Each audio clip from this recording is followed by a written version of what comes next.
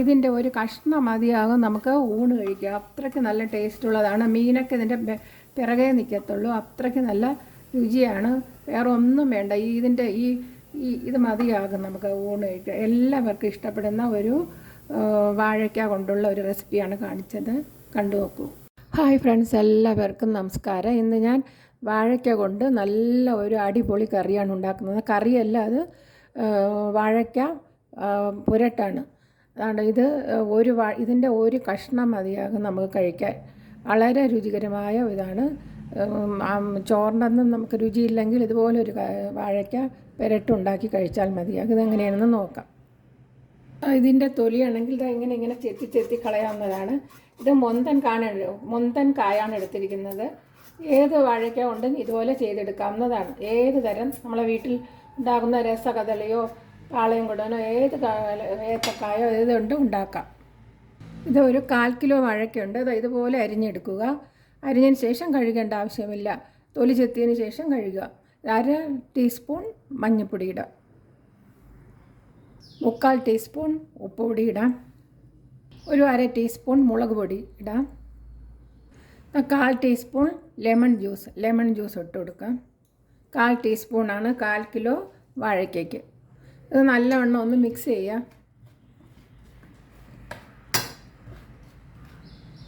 ഇതുപോലെ എല്ലായിടത്തും തേച്ച് പിടിപ്പിച്ചിട്ടുണ്ട്. ഇപ്പോൾ ഈ മീനൊക്കെ കിട്ടാൻ ബുദ്ധിമുട്ടുള്ളവർക്കൊക്കെ ഇതുപോലെ ഒരു കഷ്ണം ഉണ്ടെങ്കിൽ നമുക്ക് മീനിനെക്കാളും വളരെ സ്വാദാണ് ഇത് കഴിക്കാൻ. ഇത് 5 മിനിറ്റ് അടച്ചു വെച്ചിരിക്കാം. ഇനി ഒരു പാത്രം അടുപ്പയിൽ വെച്ചിട്ട് 7 അല്ലി വെളുത്തുള്ളി തൊലിച്ചിട്ട് കൊടുക്കാം. ഇനി ചെറിയ ഉള്ളി ഒരു 20 ചെറിയ ഉള്ളി ഉണ്ട്. കണ്ടോ, ചെറുതും വലുതുമായ. എണ്ണയൊന്നും ഒഴിക്കണ്ട. ചെറു ചൂടിൽ ഒന്ന് ഫ്രൈ ചെയ്തെടുക്കാം. മുഴുവൻ മല്ലി ഉണ്ടെങ്കിൽ ഇട്ട് കൊടുക്കാവുന്നതാണ്. ഞാൻ മുഴുവൻ മല്ലിയല്ല, മല്ലിപ്പൊടിയാണ് കുറച്ചിട്ടുന്നത്. അതിട്ട് എത്രയെന്ന് കാണിച്ചു തരാം. ഇതിലേക്ക് ഒരു 3 വറ്റൽമുളക്, 2, 3. ഇനി ഇതിലേക്ക് ശകലം പുളി, കണ്ടോ, ഇത്രയും പുളി മതി. ശകലം മതിയാകും. ചെറിയ നെല്ലിക്ക വലുപ്പത്തിലൊന്നും വേണ്ട, അതിൻ്റെ പകുതി മതിയാകും. ഇത്ര ഇട്ട് കൊടുക്കാം. എന്നിട്ട് ചെറു ചൂടി വെച്ച് എല്ലാം കൂടി ഒന്ന് ഫ്രൈ ചെയ്യാം. ചെറുതായിട്ടൊന്ന് മൂപ്പിച്ചാൽ മതിയാകും. വലുതായിട്ട് മൂപ്പിക്കേണ്ട കാര്യമില്ല. ചെറു ചൂടിൽ ഒരു 4 മിനിറ്റ് മൂത്തിട്ടുണ്ട്. അപ്പോൾ നമുക്കത് ഫ്ലെയിം ഓഫ് ചെയ്യാം. അപ്പോൾ അതിന് ഈ ചൂടിൽ തന്നെ മല്ലിപ്പൊടി ഒരു 3/4 ടീസ്പൂണാണ്. നിറച്ചിട്ടില്ല. ഇത്രയേ ഉള്ളൂ. ഇത്ര ഇങ്ങനെയാണ് ഇട്ടിരിക്കുന്നത്. കൂമ്പാരം ഇടണ്ട.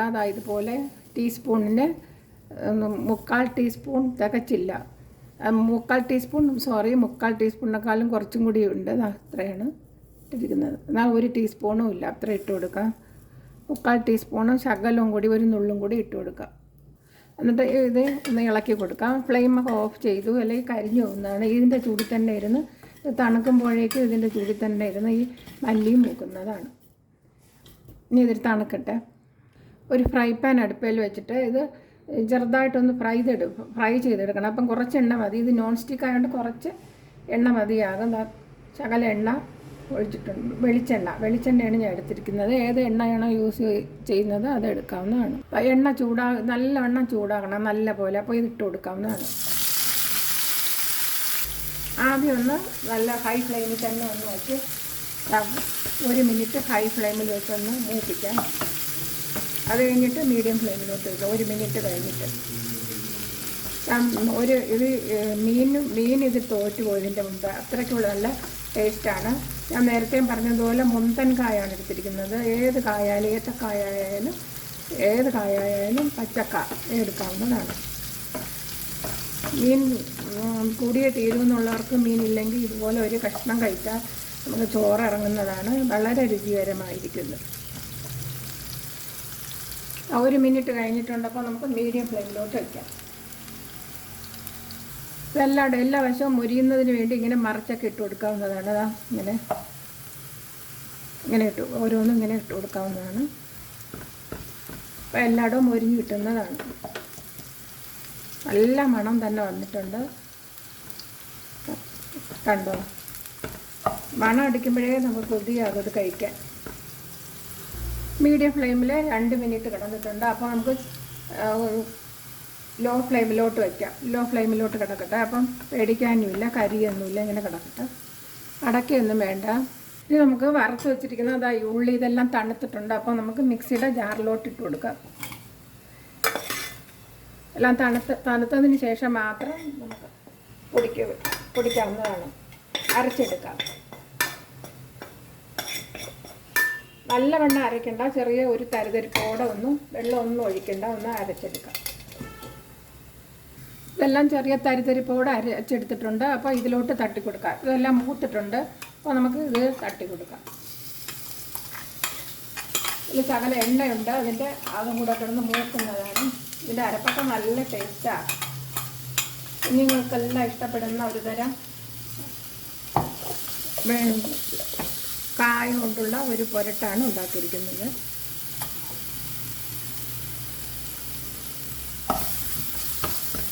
നല്ല മണമാണ്.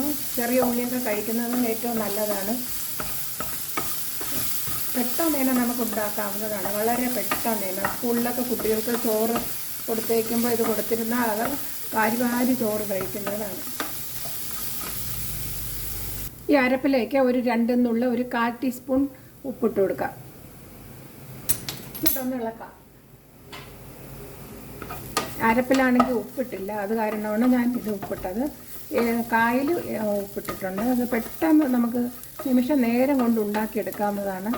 ഉണ്ടാക്കുമ്പോഴേ അറിയാവും അതിൻ്റെ ടേസ്റ്റും പിന്നെ അതിൻ്റെ എളുപ്പവും.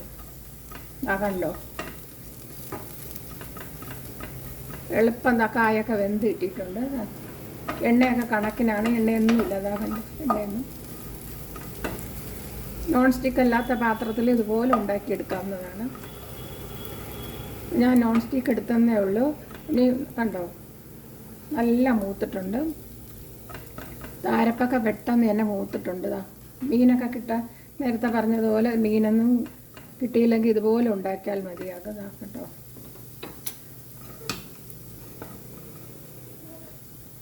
ഇനി അടുത്തൊരു വീഡിയോയുമായി വരാം. എല്ലാവർക്കും നന്ദി, നമസ്കാരം. എൻ്റെ ചാനൽ സബ്സ്ക്രൈബ് ചെയ്യാത്തവർ പ്ലീസ് സബ്സ്ക്രൈബ് ചെയ്യുക. ബൈ.